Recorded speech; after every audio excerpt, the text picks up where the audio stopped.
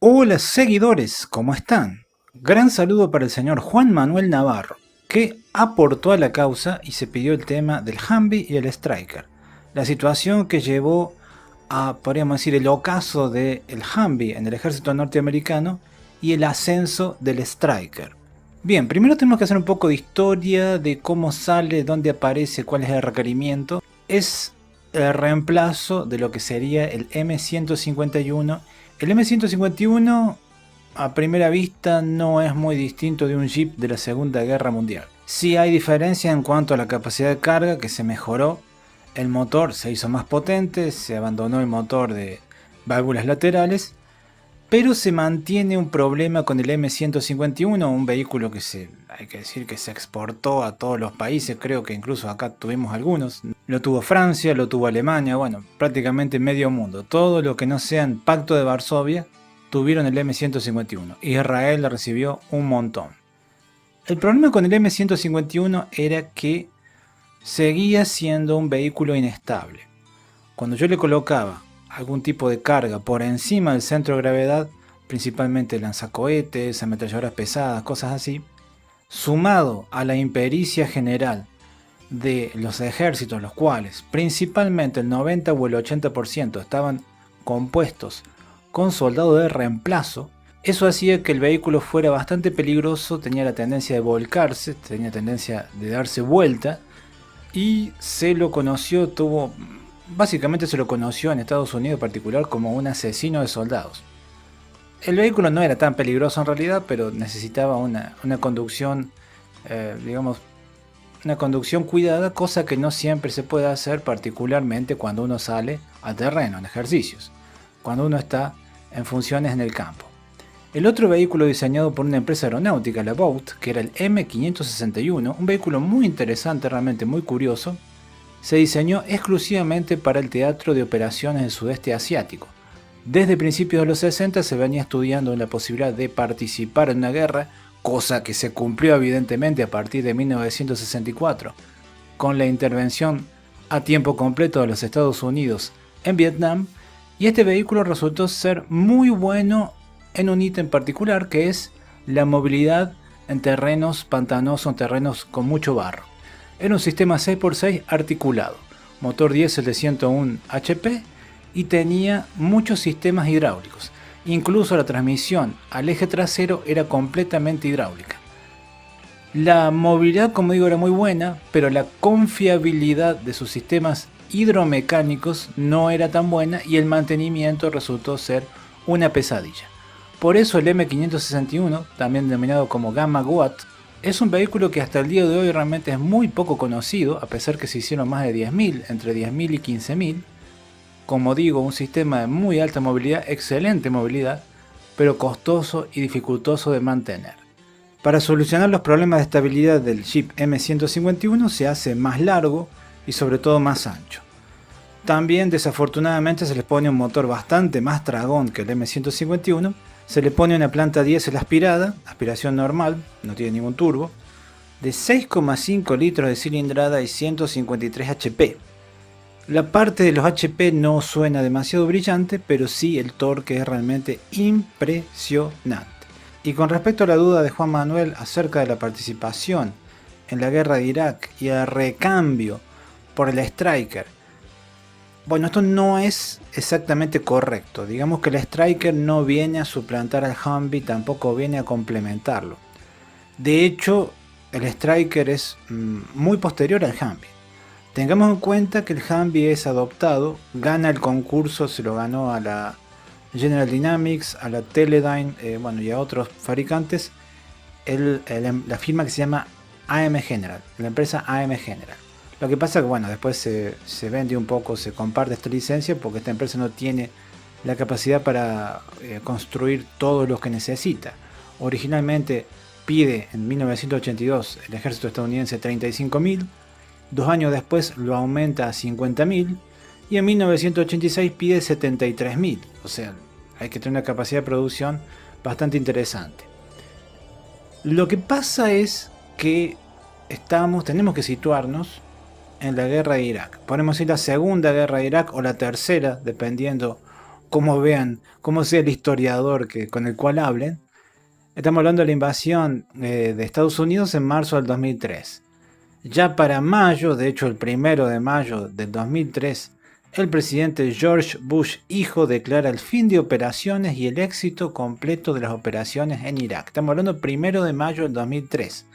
Lo que sucede es que la insurgencia empieza a ser, a partir de la ocupación norteamericana, empieza a hacerse cada vez más fuerte.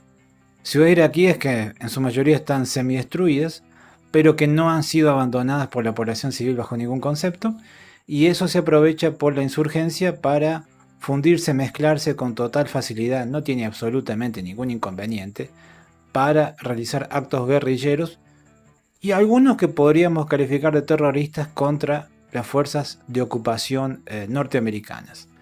De hecho, en 2004 hay una situación bastante vergonzosa o embarazosa o curiosa, como quieran llamarle, que una conferencia de prensa de lo que sería el secretario de Defensa, equivalente al ministro de Defensa Donald Rumsfeld, es interrumpida por soldados que le preguntan cuándo van a tener más kits de blindaje para el Humvee, ya que están encajando muchas pérdidas, y de hecho le explican a Rumsfeld que ellos están haciendo blindajes improvisados con chalecos de Kevlar, con chapas de acero que encuentran por ahí y con cristales blindados destruidos que se colocan a sus propios Humvee. La respuesta de Rumsfeld es legendaria y creo que sirve para muchos ejércitos, particularmente los ejércitos de menor presupuesto. Recuerden que en el 2004 Estados Unidos no hay ningún tipo de discusión que es la potencia mundial total y absoluta. Solamente la logística que tiene para alimentar y vestir a los soldados que ha llevado Irak en ese año ya es superior a varios presupuestos europeos sumados. Pero la respuesta de Rumsfeld es legendaria. Dice: uno no va a la guerra con el ejército que le gustaría tener, sino con el que tiene. La primera solución es obviamente colocar paquetes ya no improvisados, sino diseñar un buen paquete de blindaje, no solo para los laterales, sino también para el piso, porque tengamos en cuenta que la mayoría, más del 90% de las bajas que sufren los norteamericanos y los países aliados, pocos países aliados que tenía en Irak, son debido a lo que se denomina explosivos improvisados. Generalmente estos explosivos improvisados están compuestos de granadas de mortero de 82 milímetros, puede ser también proyectiles de artillería de 122 milímetros, 152, también pueden ser una ristra de morteros de 60 milímetros y controladas a distancia o con alguna espoleta sencilla, con algún sensor sencillo de peso, o sea que cuando el Humvee pasa por encima o cualquier otro vehículo se activan. Esta fragmentación y esta onda expansiva es lo que en definitiva causa la mayoría de las bajas y evidentemente causa la mayoría de los vehículos destruidos. Pero como digo, el Striker es bastante posterior a lo que es el desarrollo de Humvee. De hecho, la concepción del Striker junto con un vehículo que se llamaba FCS y que apenas hubo un par de prototipos, viene de un jefe de Estado Mayor con un apellido bastante particular, un apellido japonés que se llama Shinseki. Shinseki en 1999 se diseña este nuevo vehículo, porque dice que las divisiones, las brigadas de los Estados Unidos son muy pesadas y son muy lentas para desplegarse en ultramar, es decir, por fuera de las fronteras de Estados Unidos. Si bien está muy de acuerdo, está conforme con la potencia de fuego de esas brigadas que tenía en ese momento, básicamente Bradley y el M1 Abrams, pero está muy desconforme Shinseki con la velocidad de despliegue de ultramar. Por eso dice, necesitamos algo que quepa dentro de un C-130 y que esté en cualquier lugar del mundo dentro de 80 horas. A pesar que los Estados Unidos tienen un número importante de transportes, los tenía en esa época, tiene más ahora, transportes a reacción pesados como el C-141 que ya salió del servicio, el C-5 y empezaba a recibir los C-17, Shinseki se centra en la capacidad de 20 toneladas, que es lo que podía llevar el Hércules y Super Hércules. Por lo tanto, inspirados en lo que tenía la infantería de marina, que era un LAV-25, que a su vez estaba basado en el Mowag suizo.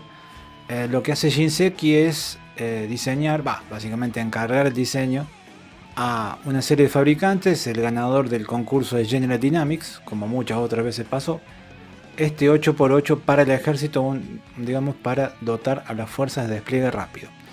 Hay que decir que el Striker no participó en los combates iniciales de Irak, porque llega recién en septiembre, octubre, en pequeño número, y recién podríamos decir que hay un número importante, a una cantidad importante para dotar a toda la infantería mecanizada, a partir del año 2005. Y ya digamos que el 2007 los Humvee blindados, ya no hay Humvee normales, digamos, circulando por Irak.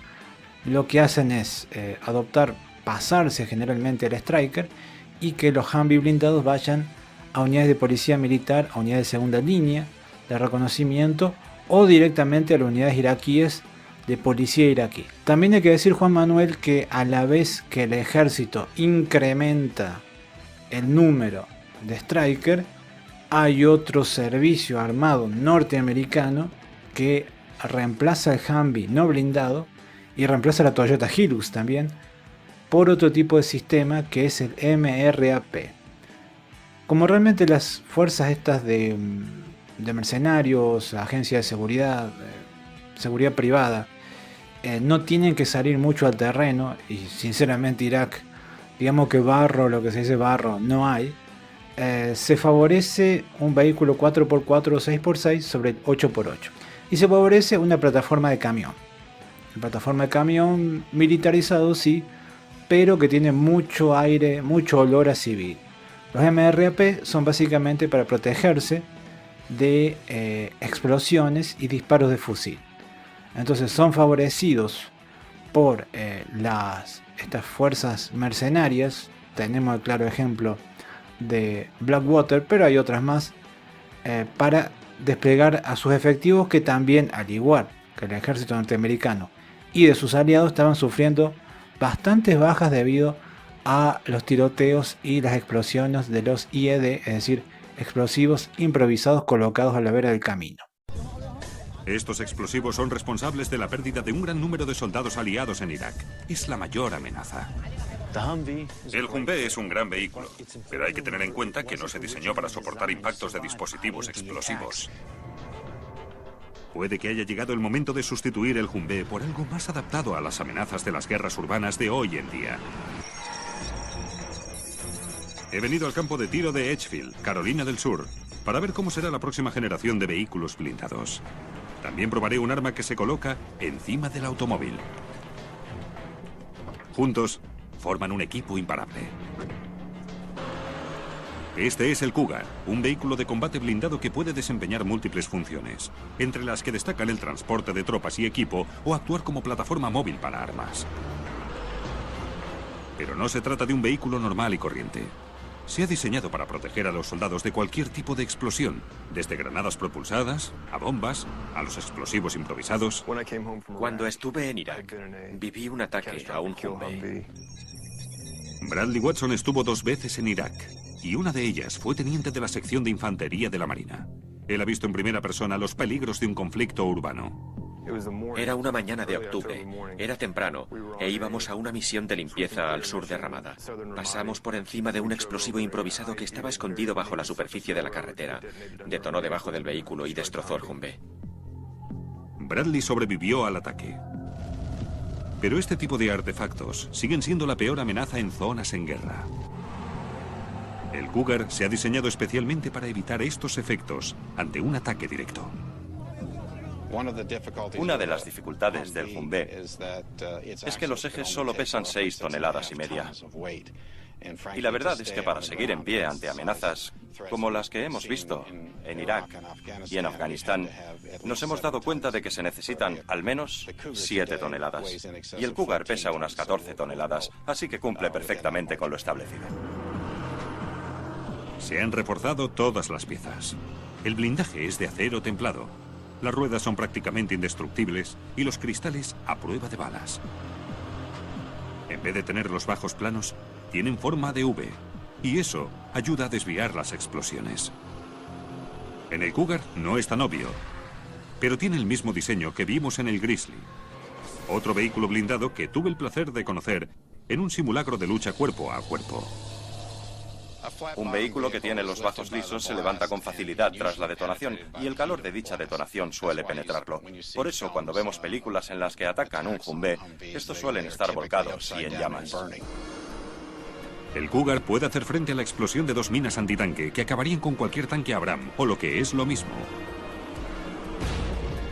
Puede resistir una detonación de casi 14 kilos de dinamita. Comparado con el Humvee, para esta bestia de acero ganar es muy fácil. Además, consigue mayor velocidad, puede llevar más tropas, recorrer más distancias y, lo más importante, está probado que aguanta prácticamente cualquier ataque enemigo.